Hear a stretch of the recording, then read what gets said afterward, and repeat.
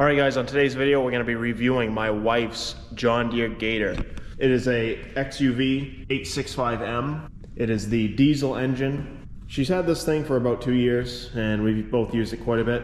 And I think I know enough to give it a good review.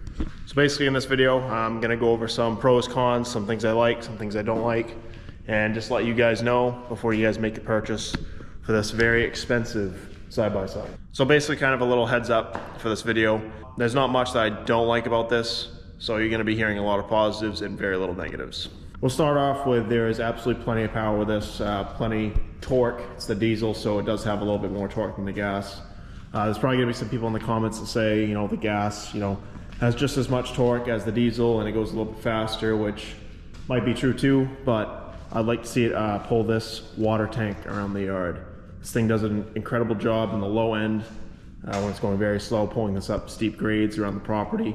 This is what they use to actually fill up the water buckets here for the horses. She has an equestrian farm, so getting around her 70-acre property to fill up water is kind of a big deal for horses. So it's definitely got plenty of power. One downfall is it's extremely slow.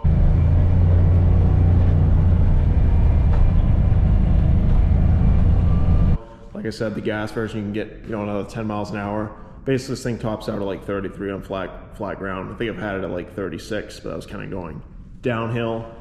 She did add these are little aftermarket mirrors, definitely much needed. It's a little bit blinding in there, especially if you have some employees driving around the yard and stuff. You just always want to make sure they're as safe as can be. So she got those and they work out pretty good. So the reason why she went with a diesel engine is because she actually has a diesel fuel cell in her truck over there. So it just makes more sense to fill her tractor and the John Deere at the same time rather than having separate gas tanks for this machine here. So this is a hydraulic dump. It actually can dump like 1,200 pounds, believe it or not. It does a really good job with that. I do have a Polaris Ranger that I can kind of compare it to, and I'll tell you one thing, this definitely beats a Polaris Ranger for work big time. This is a much better unit for work than my Ranger. Even for like trail riding, I'd say this is just about even really. So we'll take a look at this nifty tailgate here. So one good thing about this tailgate that I really like is you have a measuring tape right here. Goes all the way up to almost 4 feet, and that's really nice. One bad thing about the tailgate is it kind of needs to be in a perfect spot for it to actually shut. If it slides a little bit to the left or a little bit to the right, it'll have a hard time shutting. With pretty good tires and rims, right from stock. The diesel tank is actually in a really good spot. Unlike my Ranger, you have enough room to actually tip a can up in here. With the Ranger, it's basically impossible to actually fill it. So definitely having a easy to fill spot is a big deal with this Gator. Overall looks, basically a opinion thing, but I do think this is a better looking unit than the Kubota version. I think it's a little bit more sleek, a little bit more eye-popping. Definitely a little bit better looking than the Kubota in my opinion. One thing I do like about these doors is they open from the back. Unlike my Ranger, they actually open from the front, which is really annoying. I like it opening from the back quite a lot better. It's not a cheesy built system like my Ranger is. The seals actually hold up in cold weather and don't rip off. So that's really nice. They use actual good adhesive, so nothing seems to ever come off. The door latches, they always latch good, always opens up good, unlike my Ranger. So definitely really nothing cheesy about this cab. This is a much better cab than my Ranger. Basically my Ranger, you touch anything and it feels like it's just gonna fall apart. This thing surprisingly is very comfortable, just as comfortable as my Ranger, if not more comfortable than my Ranger. It's very surprising. So let's take a look inside. So number one, everything is extremely easy to figure out, extremely easy to find. You have a bunch of auxiliary ports, so you put, if you ever put like a plow on this or anything else. Lights are very easy, dumps very easy to find. The heat and AC work incredible, especially comparing it to a tractor. This is much better. Really good amount of cubby room as well.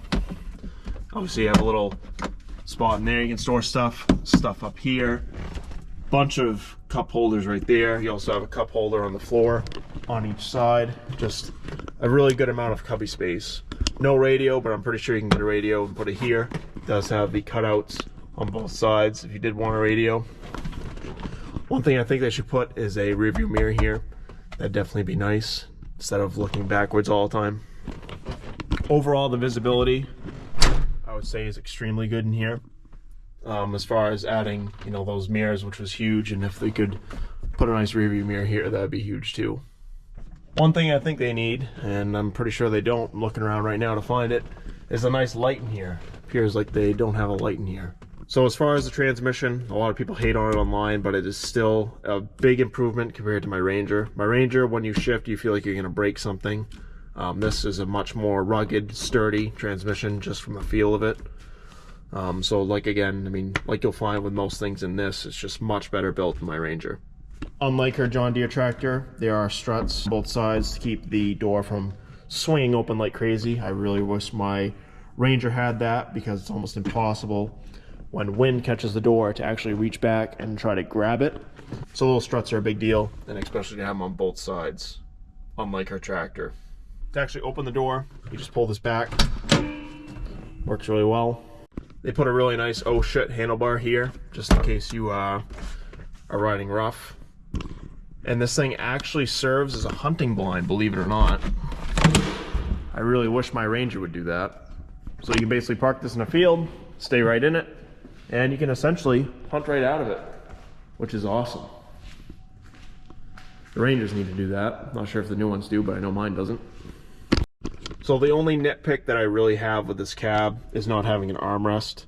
I think it'd really be nice to have an armrest. Essentially, you can use this kind of to some extent here, but it's kind of uncomfortable. But a nice headrest for my right side would really be nice. The battery area would be really nice if it was easily accessible. Of course, they put this plastic in, and you have to lift the bed, take the plastic off, and then get to the battery, and it's kind of a tough spot to get into. So I kind of wish they made the battery easier to get to jumpstart. One nitpick I do have with this is just how slow it is. I mean, I get, like I said, that it's diesel and it does go slower, but it just seems like it's almost just too slow. I mean, you can see on the acceleration, it just takes forever to get over 30 miles an hour, which I know we don't really need the speed, but it is kind of nice when you're on a big property to quickly get to the other end. So if they can make this thing a little bit faster, that'd be greatly appreciated. So we're not 100% sure if it's reliable yet. We've only had it for 2 years, so we don't really know. We don't have that many hours or miles on it. 381 miles. The last thing that I really just don't get or can't stand with this Gator here is there's no heater cord. Same thing with a tractor. You essentially have to bring it inside when it's cold out. You can't just plug it in and have it start the next day. So I'm not sure why they're selling stuff without heater cords, but doesn't really make sense to me. So that's basically it, you guys. If you're in the market for this, I would strongly recommend it. We love this thing. It's awesome. Like I said, I have a Polaris Ranger, and this thing is much better than my Polaris Ranger. Much better built, stronger, just better for work. Obviously, if you're buying it to trail ride, I'd get the gas version or Ranger. I'd probably still actually get the gas version of this, even if I was just trail riding and working some. But if you're mainly just working, this is a really good setup to have. So thanks like always for watching, you guys.